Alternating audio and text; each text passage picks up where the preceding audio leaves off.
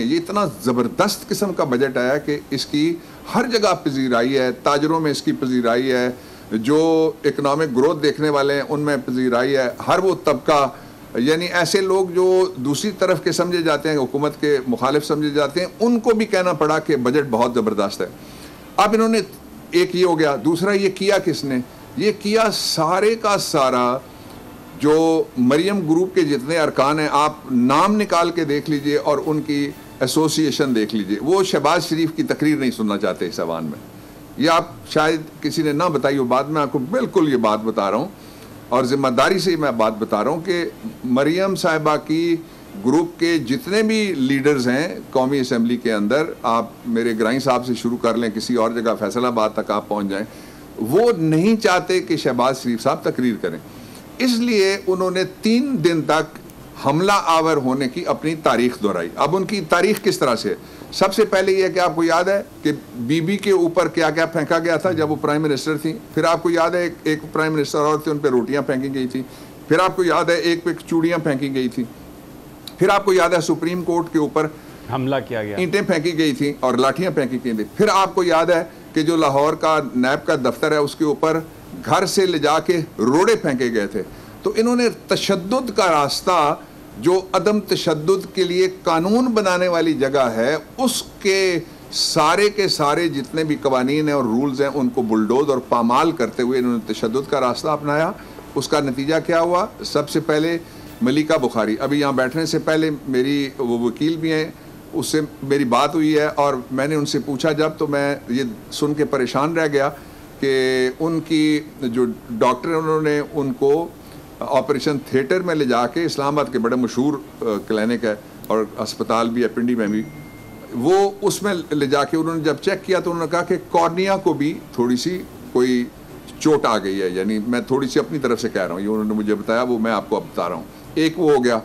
उसके बाद हमारे बलोच साहब पे इन्होंने ये बोतल से बाज नहीं आते, बोतल मार दी और वो भी जाके उनकी आँख पे लगी।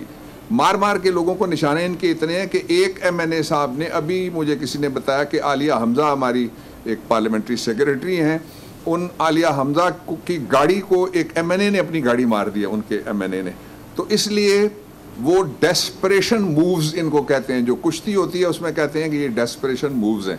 ये इस बात से परेशान हैं कि बजट पे कहने के लिए कुछ है नहीं और इनका मुआहदा हुआ था कि हम बैठे, जो हमारी हाउस बिजनेस एडवाइजरी कमेटी है उसमें टाइम तकसीम कर दिया गया। हमेशा होता है कि ये टाइम गवर्नमेंट का है, ये अपोजिशन का है, और बदला इस तरह से शहबाज शरीफ ले रहे हैं कि तीसरा दिन है वो खड़े हो जाते हैं, वो कहते हैं तकरीर मैंने ही करनी है। और मरियम है, उनकी जो ग्रुप है इस वक्त, वो शीन ग्रुप को मीम ग्रुप ने रोका हुआ है और वो उनको तकरीर नहीं करने दे रहे। ठीक हो गया। अच्छा डॉक्टर साहब, एक सवाल, कुछ खबरें इस तरह की भी आ रही थी, आपने भी थोड़ा भी जिक्र किया कि मुज़ाकरात भी चल रहे थे हुकूमत और अपोजिशन के, इजलास को कैसे चलाना है और कमेटियों के हवाले से भी बात हो रही थी। तो वो मुज़ाकरात क्या थे और किसके साथ हो रहे थे और फिर कुछ नतीजा क्यों नहीं निकल सका उन मुज़ाकरात?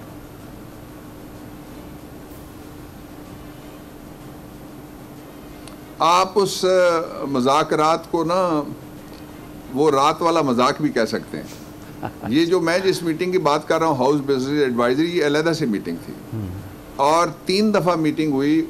जो वज़ीर आज़म के दफ्तर के थोड़ा सा ऊपर एक और दफ्तर है जिसको प्रेसिडेंशियल ऑफिस कहते हैं, ऊंचे फ्लोर पे है, स्पीकर साहब का उसको चैम्बर भी कहते हैं।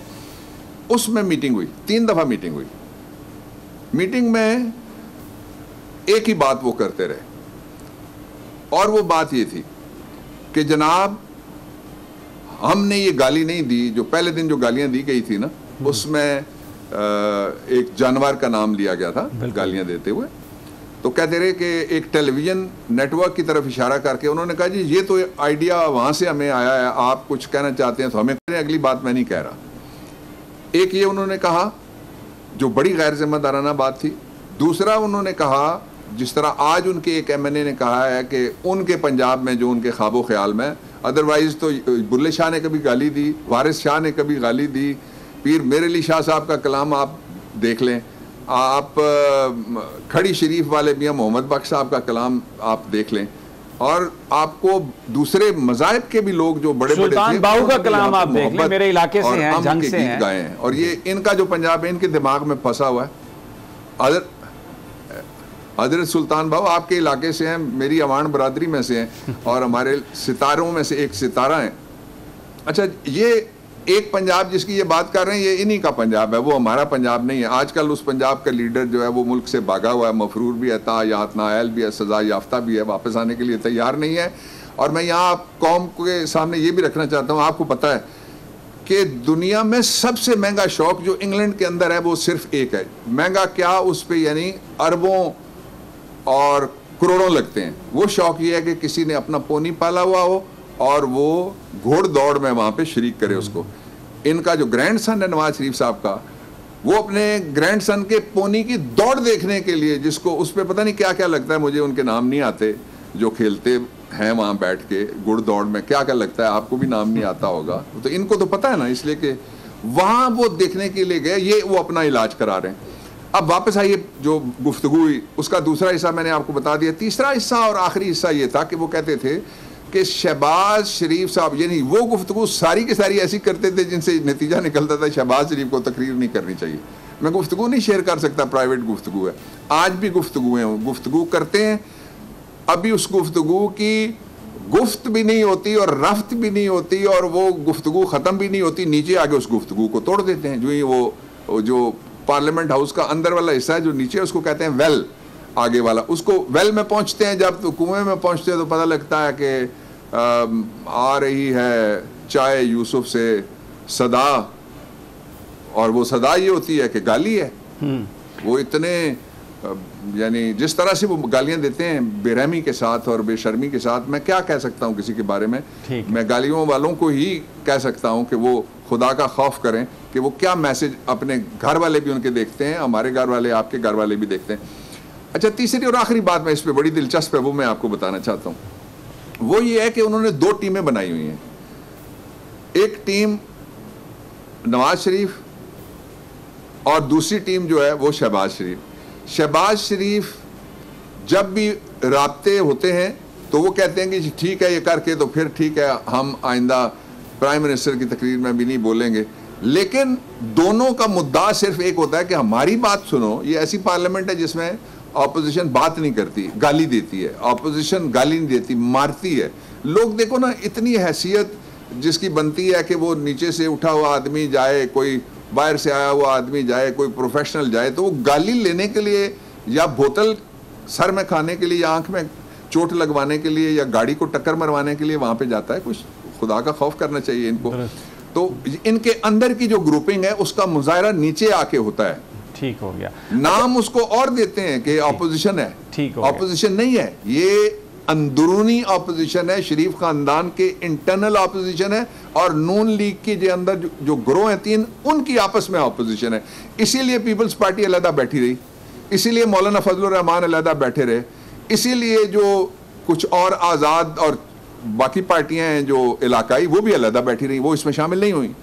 अच्छा, इनकी अंदरूनी लड़ाई में। ठीक है डॉक्टर साहब, तलाल चौधरी ने अभी ये बात कही है कि अब किताब जो है वो वज़ीर-ए-आज़म साहब को भी लग सकती है, और माजी में हमने देखा कि इतनी गंदी ज़बान इस्तेमाल की गई, आपस में लड़ाइयाँ भी हुई, पार्लियामेंट के सामने भी अपोजिशन ने बहुत ज़्यादा आज़ादाना तौर पर इदारों को भी मलायन किया, लेकिन कानून हरकत में नहीं आया। हमने बयान तो सुने तहरीक इंसाफ से, और हमें मीडिया में भी चीज़ें नज़र आईं, जर्नलिस्टों ने ये बात की, लेकिन गवर्नमेंट ने जो एक्शन लेना था वो एक्शन नहीं लिया।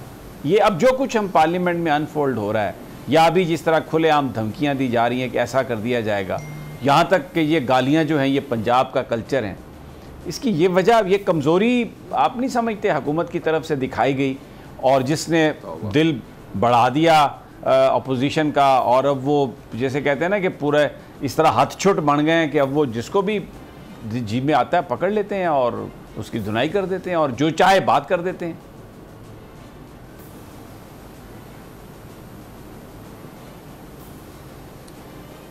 देखिए, इसके दो तरीके हैं।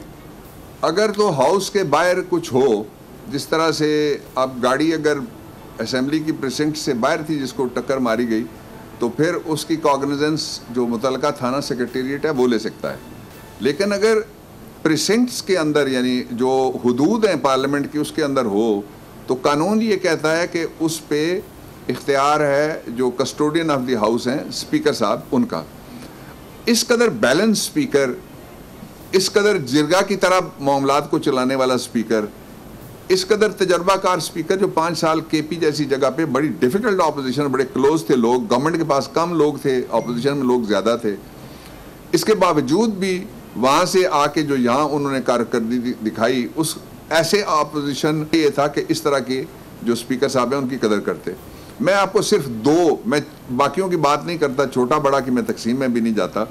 इनके एक साबिक वज़ीर आज़म ने दुनिया की तारीख में पहली बार जो कस्टोडियन ऑफ द हाउस हैं कॉन्स्टिट्यूशनल, असद कैसर को आप भूल जाइए, वो स्पीकर हैं और कस्टोडियन ऑफ द हाउस हैं कॉन्स्टिट्यूशन के मुताबिक, उनको कहा मैं आपको जूता मारूंगा। जब बाहर आए तो लोगों ने कहा शायद इससे गलती हो गई हो कोई, उनसे पूछा गया तो उन्होंने ये कहा कि मैं वाकई जूता उतार के मारने लगा था। अब ये माइंड सेट है।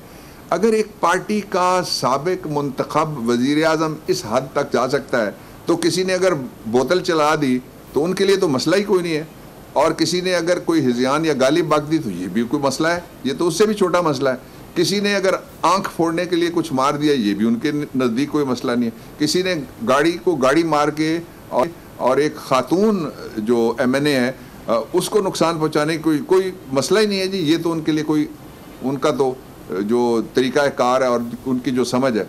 स्पीकर ने पहली दफ़ा अब एक्शन लिया।